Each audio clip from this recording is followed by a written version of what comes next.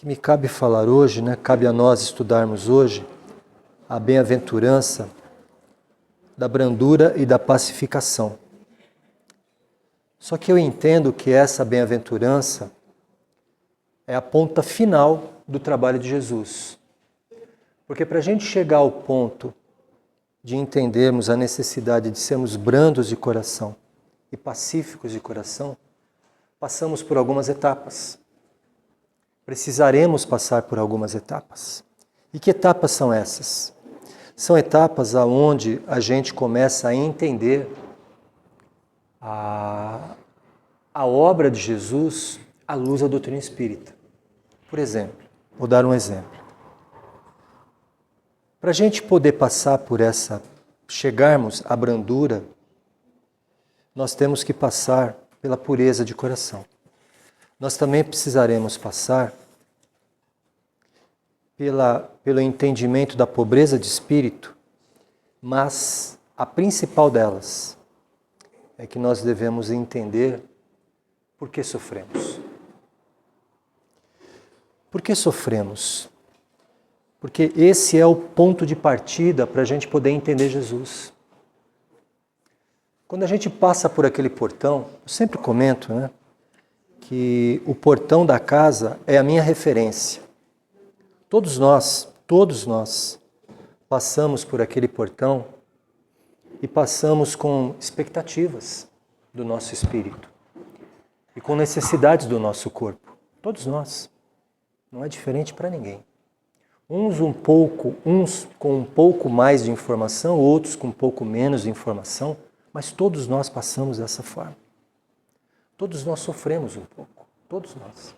E não é o sofrimento por amor a uma pessoa, por perda de determinadas coisas, não.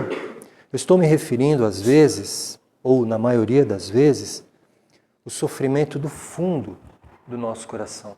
É aquele sofrimento que às vezes não tem resposta.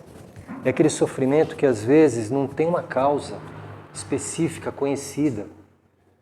Por que eu passo por tantas dificuldades? Por que nada dá certo para mim? E, consequentemente, isso me traz amargura, me traz tormento, me traz sofrimento, me traz situações que me colocam lá para baixo, quando eu tenho que estar lá para cima. Essa é a essência de Jesus. Então, antes da gente chegar à brandura e à pacificação, nós precisamos entender essas etapas, esses processos, essas etapas que são um processo na nossa vida. E quando a gente fala do sofrimento, antes da gente entrar na outra bem-aventurança, é preciso que a gente entenda que estávamos falando de Paulo, sobre Paulo de Tarso, e é importante a gente lembrar que das 21 epístolas do Novo Testamento, 16 foram redigidas por Paulo de Tarso.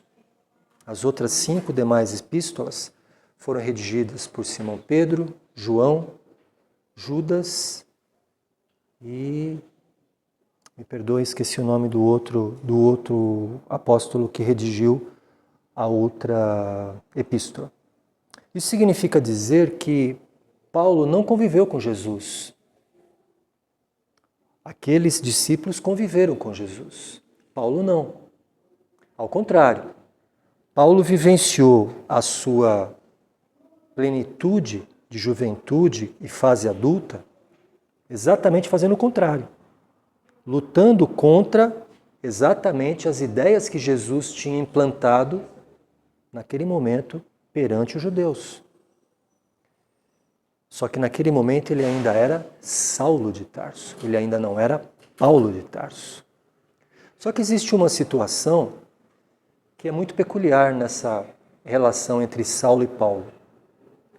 Saulo e Paulo habitaram o mesmo corpo, não habitaram? Sim. Só que em tempos diferentes, mas tanto Saulo como Paulo habitaram o mesmo organismo físico, biológico. Um num tempo, outro no outro. Um servia a Moisés, um era um servidor exemplar de Moisés, seguia rigorosamente todas as leis mosaicas, e o outro, um ferrenho seguidor de Jesus. montando, adestrando o seu coração para servir ao Evangelho de Jesus. Uma distância enorme entre um e outro, enorme, porque são parâmetros completamente diferentes. Ok? Perfeito. Quando a gente analisa a situação dos dois, e a situação dos dois está contida aqui, neste capítulo da Bem-aventurança, a gente normalmente pensa assim: Saulo era completamente diferente de Paulo. Não é uma coisa que a gente pensa? É o resultado prático, né? Desculpa, é o resultado teórico que nos leva a acreditar que Saulo era diferente de Paulo. Mas não.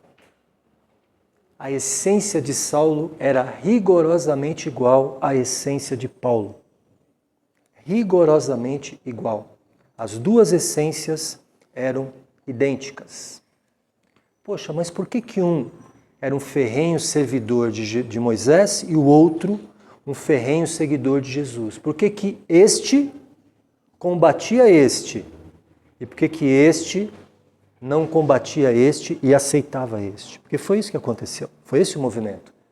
Saulo combatia ferozmente a essência de Jesus. Mas Paulo não combatia ferozmente a essência de Moisés. Essa é a primeira leitura que a gente faz. Só que se a gente parar para analisar, eu entendo que aconteceu uma coisa diferente. Saulo amava Jesus. Saulo já reverenciava Jesus. Jesus não era um estranho para Saulo. Jesus já dominava o coração de Saulo, a essência de Saulo. Tanto é verdade isso que Saulo precisa demonstrar, através da sua agressividade, uma postura contrária a Jesus. E geralmente, quando a gente toma essa atitude, quando a gente gosta muito de uma situação ou de uma pessoa, e a gente não está ao alcance daquela situação ou daquela pessoa, muitas vezes o que a gente faz? A gente trabalha, como a gente não vai conseguir aquela situação, muitas vezes a gente trabalha pela desconstrução daquela situação. Para mostrar para a gente mesmo que a gente, olha, tá tudo bem, eu não vou conseguir mesmo, então eu vou destruir essa situação porque aí eu mato isso dentro de mim. Foi isso que Saulo fez. Saulo evidenciou isso dentro dele quando ele vai até a casa do caminho e ele expulsa Simão Pedro, ele expulsa João, ele expulsa Barnabé, ele deixa apenas Tiago Maior por conta das convicções judaicas que Tiago Maior ainda defendia e traz Estevão para a lapidação. O mesmo Estevão que foi mencionado aqui. O maior orador que essa terra já teve. Talvez igual a Jesus. Talvez igual a Jesus. Tamanha era a convicção e a fé que Estevão tinha. E Saulo enxerga em Estevão um obstáculo e manda lapidar Estevão de uma forma cruel. Só que passado semanas, ele enfrenta a situação mais difícil da vida dele em Damasco. Nas portas de Damasco, quando ele vai atrás de Ananias para acertar contas com ele, porque depois de tudo o que aconteceu, ele descobre que Abigail, essa mesma Abigail que foi mencionada no livro, que era sua noiva, era sua amada, a mesma Abigail já se encontrava convertida ao cristianismo e a Jesus. E ele, intolerante, rompe esse relacionamento por ela. Ela continuaria, ele não, no auge do seu orgulho, ele rompe aquele relacionamento, a abandona e procura saber quem foi o responsável pelas convicções novas que ela assumiu perante Jesus. E chega até ele o nome Ananias. Está em Damasco. E ele vai até Damasco para acertar contas com Ananias. E nas portas de Damasco, ele tem um encontro com Jesus. Jesus aparece para ele. E no momento que Jesus aparece para ele, ele está com ali um batalhão de soldados, com recursos, com uma caravana imensa, porque ele era um doutor da lei, ele era o segundo na hierarquia dos fariseus. Ele tinha poderes para tal, ele requisita esses poderes, justifica e leva. esse batalhão, porque ele queria também trazer Ananias e provavelmente destinar a Ananias o mesmo destino, desculpem pela redundância, que ele tinha dado dias antes a Estevão. Só que no momento que ele está nas portas de Damasco, Jesus aparece para ele, num sol escaldante ali, creio que de uns 50 graus, ali é uma região muito árida, né? Uma região muito quente, creio que uns 50 graus ali. E ele cai prostrado no chão, completamente cego naquele momento, devido à iluminação que Jesus trouxe. Eu acredito que o grau de luminosidade de Jesus naquele momento, para quem ouviu, que no caso somente Paulo ouviu, deva ter sido o mesmo grau de iluminação que aconteceu no Gólgota quando Jesus desencarnou. Tamanha foi a quantidade de espíritos de luz, a presença de espíritos e emissários de luz que vieram receber o nosso querido Mestre no momento mais difícil da vida dele, que foi quando ele desencarnou. E Saulo fica cego naquele momento. Os demais soldados nem viram a situação acontecer. Os cavalos ficaram oriçados, porque o animal tem uma percepção. Mas Saulo cai prostrado no chão, e no momento que ele cai prostrado no chão, Jesus trava um diálogo com ele. Jesus profere as seguintes palavras: Saulo, Saulo, por que me persegues? E aí Saulo, de joelhos em espírito, naquele momento, se ele era tão contrário a Jesus como ele vendia a ideia de que fosse, e como ele tinha um outro líder, a quem ele reverenciava de coração, Moisés, seria natural que naquele momento crucial do desespero dele, porque ele estava cego naquele momento, quem ele chamasse? Moisés. Não é verdade? Moisés não era tudo para ele, Moisés não era a essência, não era a vida, não era o caminho para ele. Era natural que a fé dele, naquele momento que ele teria que ter aprovação, que ele caísse prostrado, o que ele falaria naquele momento de dificuldade? Moisés, me ajude, eu estou aqui. Mas não. Ele cai prostrado de joelhos naquele momento que Jesus fala com ele, direciona-lhe as palavras, e ele profere as seguintes palavras: És tu, Mestre Jesus, o que queres que eu faça? Então, não bate a história, percebe? O comportamento não é adequado. Porque se ele tinha como referência Moisés, como referência plena e absoluta, ele jamais, naquele momento de dificuldade, chamaria o opositor de Moisés, a quem ele mesmo trabalhava pela derrubada, em função de entender ser o opositor direto a Moisés. Mas não. Ele chama Jesus naquele momento. Por quê? Porque foi o momento da aflição dele. E como que ele vai chamar uma pessoa a quem ele não acredita no momento mais aflitivo da vida dele? E por que razão ele deixou de chamar a pessoa a quem ele mais acreditou, que ele foi treinado a vida inteira, desde os 6 anos, na escola de Eliel, ele foi criado, ele foi educado pelos grandes rabinos sobre a ótica da doutrina mosaica, ou seja, das leis que Moisés implementou, não só para ele, mas para todo o povo judeu. Então, naquele momento, Saulo entra em aflição, ele entra em desespero. E é natural que entre.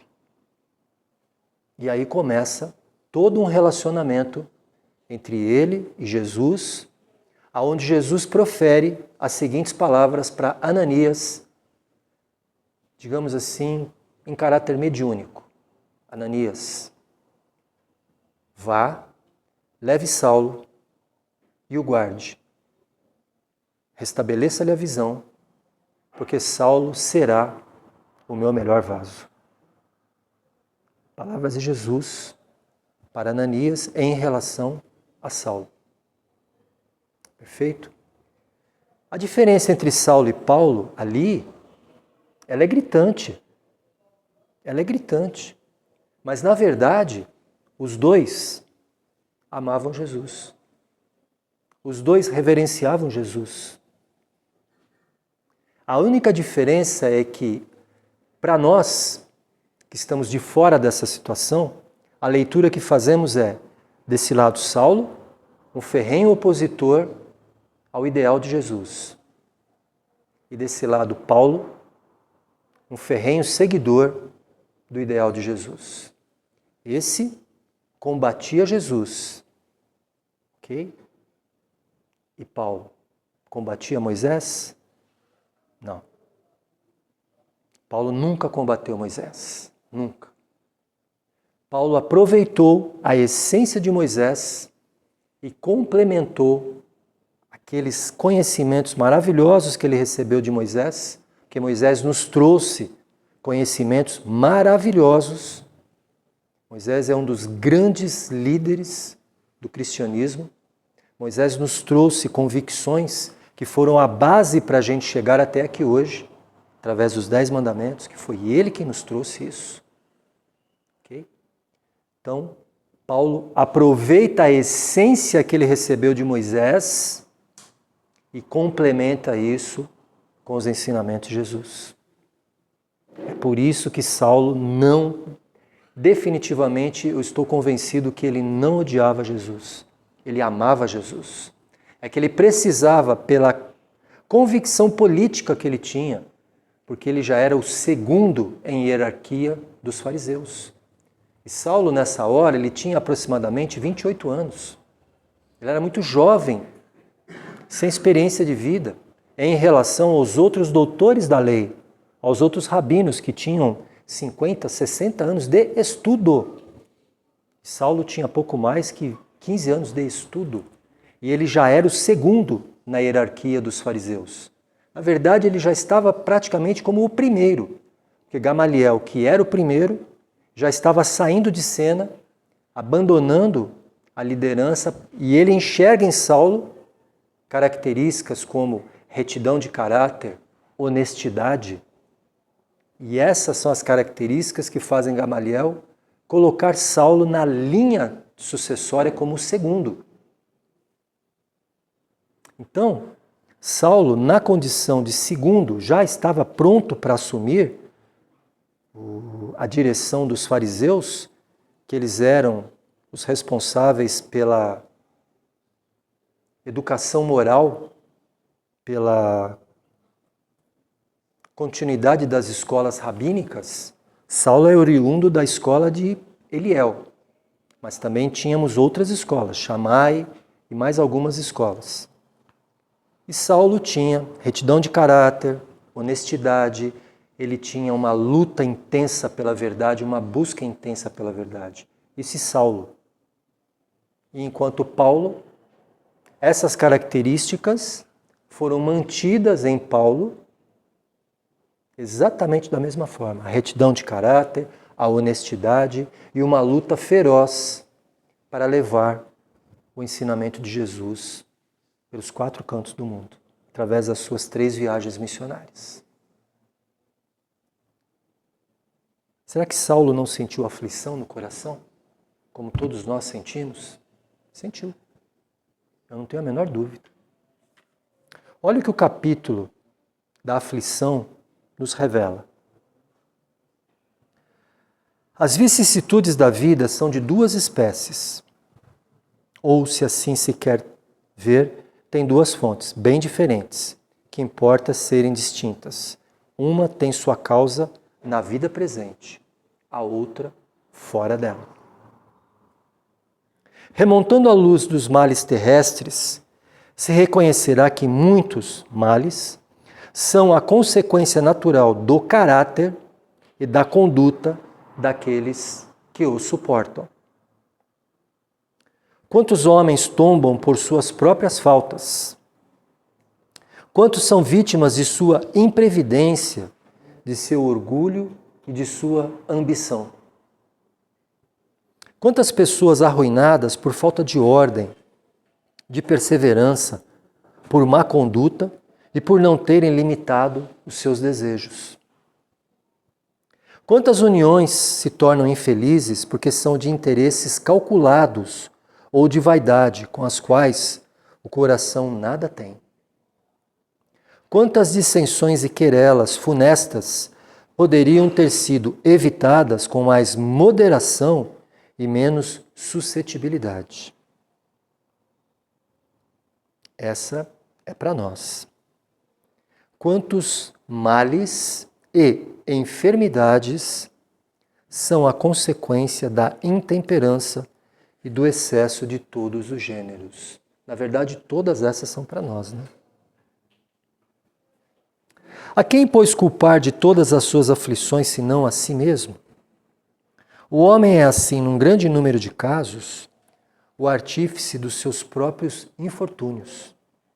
Mas ao invés de o reconhecer, ele acha mais simples, menos humilhante para sua vaidade, acusar a sorte, a chance desfavorável, a má estrela e até a providência divina, enquanto que a sua má estrela está no seu próprio encalço. Os males dessa vida formam seguramente um notável contingente nas vicissitudes da vida. O homem os evitará quando trabalhar para o seu aprimoramento moral, tanto quanto para o seu aprimoramento intelectual. Por que é importante a gente fazer um gancho disso para a gente chegar na outra bem-aventurança? Porque não existe um prédio do 10º andar se ele não tiver uma base bem feita. Não existe. Não existe uma escada para a gente subir com 8 degraus se a gente não fizer o primeiro. Então, qual é o primeiro passo? O primeiro passo é a gente entender por que o sofrimento assola o nosso coração. Porque todos nós aqui, eu tenho certeza, que todos nós, ou a grande maioria de nós, chegamos aqui com o coração apertado, né? Com aquele sentimento de angústia, com aquele sentimento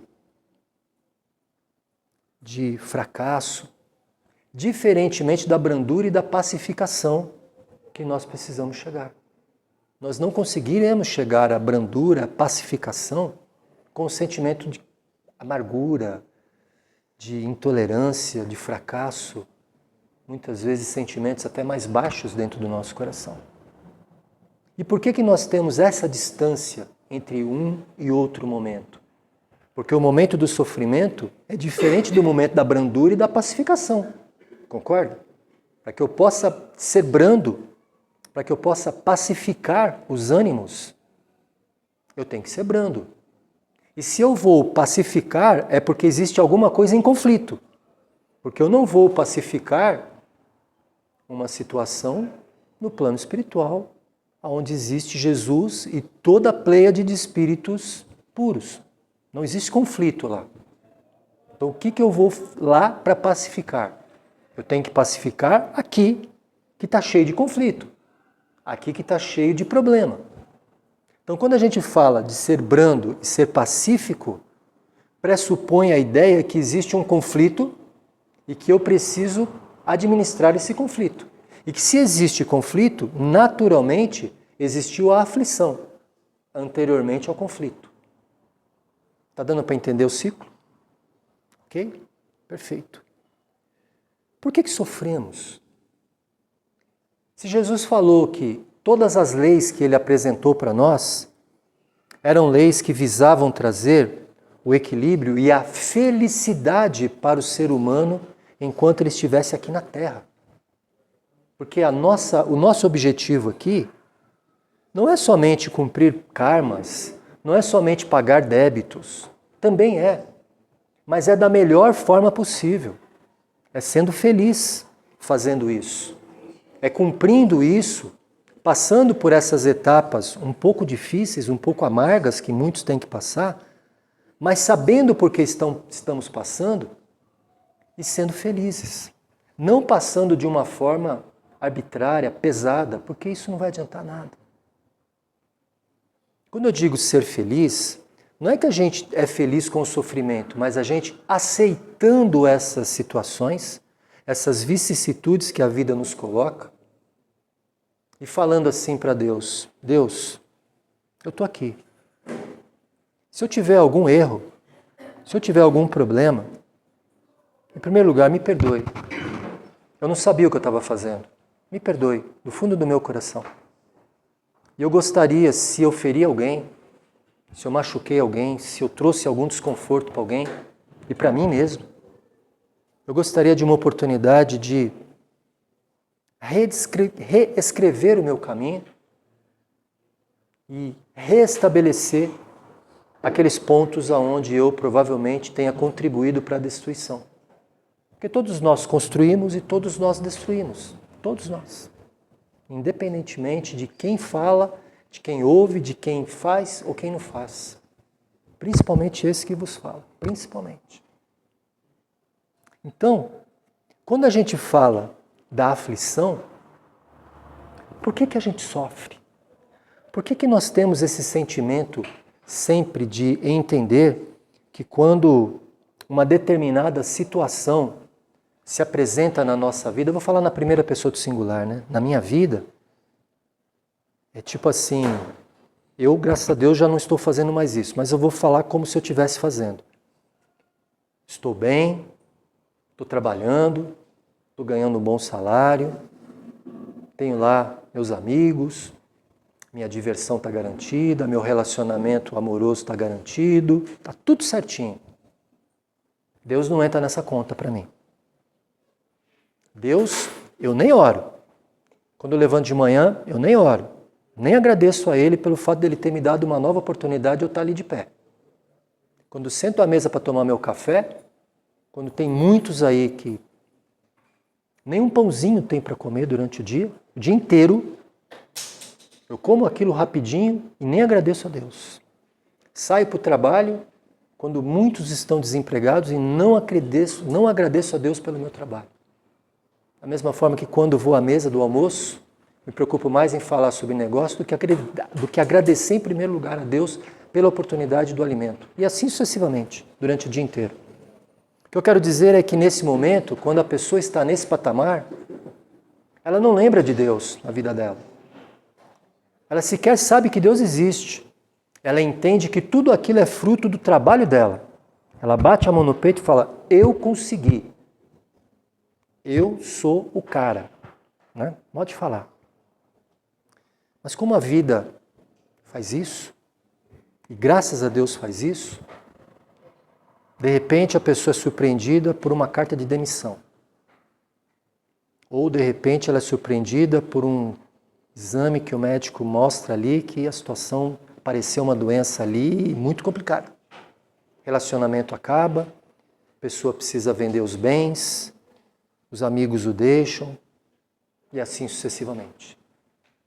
Nesse momento, somente a pessoa lembra de Deus.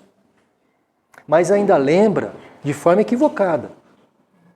Porque ela pensa assim, Deus, por que o Senhor me mandou esse castigo? Ela ainda fala assim, eu estava lá no Gólgota, será que fui eu que cutuquei com a lança Jesus? Será que fui eu que taquei a pedra na cruz? Porque se for, o Senhor fala logo para mim que eu vou rezar aqui 10 Pai Nossos, 10 Ave Marias e eu vou limpar minha barra com Jesus.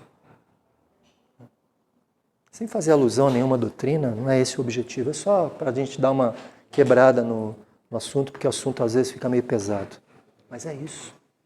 A pessoa só lembra de Jesus, só lembra de Deus nessa hora da aflição, mas mesmo assim ela não é capaz de olhar e falar assim, dobrar seus joelhos e falar assim, Deus, Jesus, o Senhor está me mandando uma dificuldade. Me fortaleça na dificuldade. Não. Ela coloca a conta nas costas de Deus, como se Deus tivesse que olhar para aquela pessoa como um ar de magnitude. Por que acontece isso? Porque quando as grandes vicissitudes ocorrem na vida das pessoas, ela tem duas formas de ser interpretada. Ou ela pode ser interpretada como um castigo ou como uma oportunidade. Nós, cristãos espíritas, somos educados através de toda a dinâmica que é aplicada aqui na casa, seja na preleção, seja na escola de aprendizes do Evangelho, a mudarmos a nossa concepção. Porque quando a gente passa por aquele portão, na grande maioria das vezes, a gente entra pensando no castigo. Mas com o passar do tempo, a gente começa a educar os nossos conhecimentos e começamos a educar os nossos sentimentos em função dos conhecimentos que recebemos e começamos a perceber que não é um castigo que nós precisamos entender as vicissitudes, e sim como oportunidade de mudança. O mundo está atravessando um momento muito complicado. O mundo está atravessando um momento, talvez, o momento mais difícil da humanidade. Eu, no auge dos meus 60 e poucos anos, eu nunca vi uma situação tão complexa, tão complicada que nem nós estamos vivendo hoje, sob todos os aspectos. Aspecto social, aspecto financeiro, aspecto militar, aspecto da polarização. É complicadíssima a situação. Precisamos orar todos os dias pela vibração do nosso planeta. Algumas pessoas chegam a entender que o planeta está abandonado, que o planeta está à mercê. Não está. Não está. Nunca a situação esteve tão complicada, mas também nunca a situação esteve tão controlada que nem está hoje. Roberto, não entendi. A situação não está complicada? Como que ela pode estar complicada e pode estar tão controlada que nem você está falando? É que a gente não pode pegar a fotografia do momento somente agora e olhar para ela assim. A gente tem que ver o filme. A gente tem que ver lá de trás e ver quanto que a gente evoluiu e aonde a gente veio, e o como a gente está aqui. E o plano espiritual não pode interceder, não adianta, ele não vai interceder, porque é um caminho natural que nós iremos seguir, porque nós sempre trabalhamos as nossas vicissitudes como castigo, não como oportunidades. E o mundo chegou a esta condição por causa desta visão que nós temos. Tudo está controlado, tudo. Absolutamente controlado. Ah, mas então quer dizer que se alguém apertar uma bomba, um botão, que está muito perto disso, eu vejo dessa forma. Perto que eu digo não como tendência, mas pelo desequilíbrio de alguns governantes. Nós estamos perto de alguém chegar lá num desequilíbrio, apertar um botãozinho lá e pum, acabou tudo. Então quer dizer que é o destino da gente? Não. Não é o destino que Deus traça para nós. Mas foram os caminhos que nós escolhemos. Os caminhos que todos nós escolhemos para trilhar. Cabe a nós, nesse momento de transição, de provas e expiações para mundo de regeneração, modificarmos a nossa visão. Ainda há tempo. Ainda há muito tempo para a gente modificar. Talvez não muito tempo, mas ainda há tempo. Já houve mais tempo, mas ainda há tempo. Basta a gente se arrepender dos nossos erros, orar a Deus, abrir o nosso coração e pedir a Ele perdão pelos nossos erros. Porque todos nós erramos, todos nós. E por que erramos? Porque não conhecemos a verdade ainda. Somos alunos ainda, no pré-primário, ali naquela condição de semi-alfabetização. Nós não estamos ainda na faculdade. Sob o ponto de vista do crescimento espiritual. Erramos. Então, hoje eu ouvi uma frase maravilhosa. Ela dizia assim, nós não estamos sofrendo o castigo. Nós estamos sendo convidados, nós não estamos sofrendo os castigos pelos erros cometidos. Nós apenas estamos sendo convidados a perceber esses erros e mudar as nossas condutas. E é verdade. É verdade. Nós não seremos castigados pelos erros que cometemos. Deus não castiga nenhum filho seu. Deus dá oportunidade para seus filhos reverem seus comportamentos e realinharem as suas condutas em relação a Jesus. É essa que é a verdade que nós seguimos. Por que sofremos? Porque não estamos alinhados com as verdades de Jesus. Porque não estamos alinhados com as leis que Ele coloca para nós. Nós entendemos que as leis das relações materiais, vamos chamar assim, são mais importantes que as leis de Jesus. E as leis de Jesus são tão simples. Muitas vezes as pessoas pensam assim, as leis de Jesus me engessam. As leis de Jesus são muito difíceis de serem entendidas. Depende. Depende da visão da pessoa. Depende da proposta da pessoa. Eu não acho que as leis de Jesus me engessam. Já achei. Hoje não mais. Eu acho, pelo contrário, que as leis de Jesus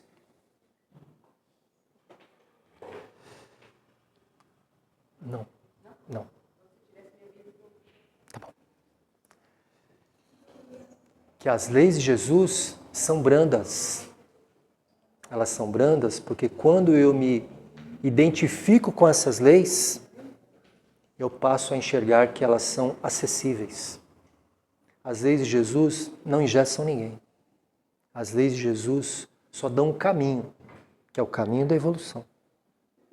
E quando a gente fala das leis de Jesus, a bem-aventurança dos pacíficos e dos brandos, ela fala assim, que a afabilidade, a doçura, a paciência, a obediência e a resignação tem que tomar corpo dentro do nosso ser. Mas como que eu vou falar sobre isso? Como que eu vou entender isso se eu estou em desespero, se eu estou em sofrimento? Como que eu posso chegar à brandura de coração? Como que eu posso chegar à pacificação dos meus atos se o meu interior não está pacificado ainda? Percebe? Porque uma antecede a outra. Eu não consigo chegar à brandura e à pacificação se eu estiver em guerra interna, se eu estiver em conflito interno. Jesus, a primeira coisa que eu aprendi dentro da doutrina espírita é que eu preciso pacificar o meu reino. Se eu não trabalhar para pacificar o meu reino, eu não conseguirei entender as bem-aventuranças de Jesus. Não adianta. E por que eu devo pacificar o meu reino? Porque dentro de mim, quando eu digo dentro da minha pessoa, eu digo dentro de todos nós, existem dois elementos. Dois elementos representados por dois animais, duas forças. Um lobo e um cordeiro. Eu sei que todo mundo já sabe dessa frase de cor e salteado. Qual que vai vencer? É aquele que a gente alimenta mais, não é? Sim, é evidente. Só que tem um aspecto nessa relação que às vezes escapa do nosso entendimento. O lobo, eu não preciso fazer o menor esforço para fazê-lo emergir nas relações conflituosas. Pode reparar. O lobo, ele está ali, do lado da gente, esperando a oportunidade. Quando a gente escorrega, ele toma a frente da gente, ele se apresenta na frente da gente, ele se mostra, bate no peito e fala: eu sou o dono desse cara aqui. Em atitudes agressivas, em atitudes desmedidas, onde há o desrespeito, muitas vezes até atitudes grotescas com outras pessoas. Ou seja, eu não preciso fazer força nenhuma para deixar o lobo sobressair. Ao passo que o cordeiro não. O cordeiro eu preciso fazer muita força para ele dominar o lobo e ele se sobressair na hora do combate. Pode reparar. Sem a gente perceber, o lobo toma conta da gente. E por que o lobo toma conta da gente? Porque Deus quer? Não. É porque nós, através da nossa essência, nós deixamos de aprender sobre a brandura, sobre a pacificação. A gente preferiu aprender sobre o conflito, sobre o confronto, sobre as guerras, sobre o que é abater. Melhor do que unir num determinado momento. O lobo pensa em abater, o cordeiro pensa em unir. É essa a diferença que Jesus passa para nós dos brandos e dos pacíficos. Para a gente chegar à brandura de coração, a gente precisa pensar como criança. Como Jesus falou, deixe vir a mim as criancinhas, porque elas herdarão o reino de Deus. Não somente as criancinhas, mas aqueles que se assemelharem às crianças. É por isso que a brandura, a pacificação, elas são a última e não a primeira. Nós precisamos entender que temos um processo que nós precisamos trilhar. E enquanto seguidores da doutrina espírita, esse processo me mostra o seguinte: a doutrina espírita me mostra claramente de onde eu vim, para que eu estou aqui e para onde eu posso ir. De onde eu vim? Eu vim de um lugar aonde me foi dada a oportunidade de vir para cá para reescrever minha história. E agora eu estou reescrevendo a minha história, pensando na minha vida futura. Estou tentando administrar o meu sofrimento e tentando mirar já a brandura e a pacificação. Porque é isso que vai abrir as portas do reino de Deus para qualquer um de nós, não só para mim, para qualquer um de nós. Por que eu tenho que analisar de onde eu vim, para que eu estou aqui e para onde eu posso ir? Porque isso está ligado diretamente ao passado, ao presente e ao futuro. Não está? Está. E o passado me liga às minhas tendências. E o presente me liga às minhas escolhas. E o futuro me liga ao meu destino. Ou seja, as minhas tendências, se eu não administrá-las, elas vão interferir basicamente nas minhas escolhas aqui. Elas vão falar assim, nananina não, esquece esse negócio de Jesus aí. Meu negócio é outro. E isso que eu fizer hoje vai definir o meu futuro de amanhã, o meu destino.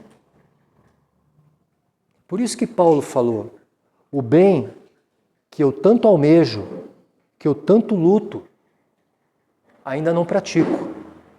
Mas o mal que eu tanto repudio, ainda habita o meu ser. Se a gente pegar essa frase de Paulo e a gente encaixar na doutrina espírita, a gente vai ver claramente a tendência, a escolha e o futuro. Não vai? Vai ver. Porque todos nós desejamos, a partir do momento que todos nós conhecemos a essência de Jesus e principalmente a luz da doutrina espírita, ou a luz de qualquer outra doutrina, não importa. Eu sempre falo para as pessoas, em qualquer casa que eu vá, não importa se eu sou espírita, o que importa é eu ser cristão. O espírita, ele vem depois do cristão. Eu não sou espírita, eu sou um cristão espírita. Como nós temos irmãos cristãos católicos, como nós temos irmãos cristãos evangélicos. Porque a base das doutrinas é o cristianismo.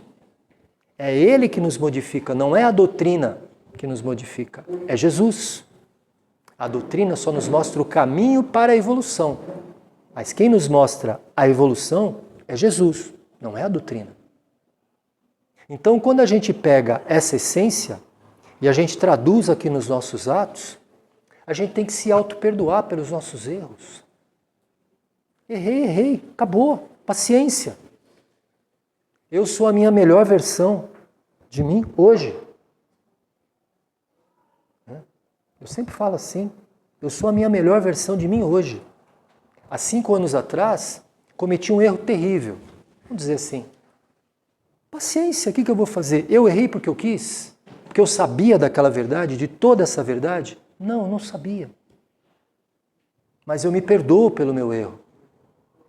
E hoje, eu penso assim, o erro não serve para modificar o meu caminho. Ele serve para balizar a minha conduta hoje. Porque é o erro que vai movimentar as minhas ações, não vai ser o acerto. Por isso que Jesus, falando para nós, à luz da doutrina espírita, ele fala sobre isso. A bem-aventurança da pacificação e da brandura, ela tem que suceder à bem-aventurança da aflição. Nós precisamos primeiro entender por que sofremos, para que sofremos, para depois entendermos como precisamos fazer para alcançar a brandura e a pacificação. Nós não conseguiremos chegar à brandura e à pacificação se nós não conhecermos a nós mesmos, se nós não identificarmos no nosso interior o motivo pelo qual estamos sofrendo. E o motivo pelo qual nós estamos sofrendo é porque desrespeitamos as leis que Jesus passou para nós. E de que forma que nós desrespeitamos essas leis? Porque a nossa fé em cima do seu ensinamento não foi suficiente para nós modificarmos a nossa conduta perante aquilo que a gente acha que é o correto. Bem-aventurados os brandos e os pacíficos, assim como bem-aventurados os mansos e os puros de coração, assim os que sofrem, os que têm sede e fome de justiça e principalmente os aflitos. Existe uma sequência lógica que nos leva e deságua na brandura e na pacificação, que é a última, porque indica que nós já cicatrizamos aquelas situações que machucaram o nosso coração. Bem-aventurados os brandos e os pacíficos. Tá bom, meus amigos? Ficamos por aqui. Eu agradeço muito a oportunidade de trabalho. E nesse momento, eu entrego a palavra à minha amiga Cléo. Tá bom? Muito obrigado.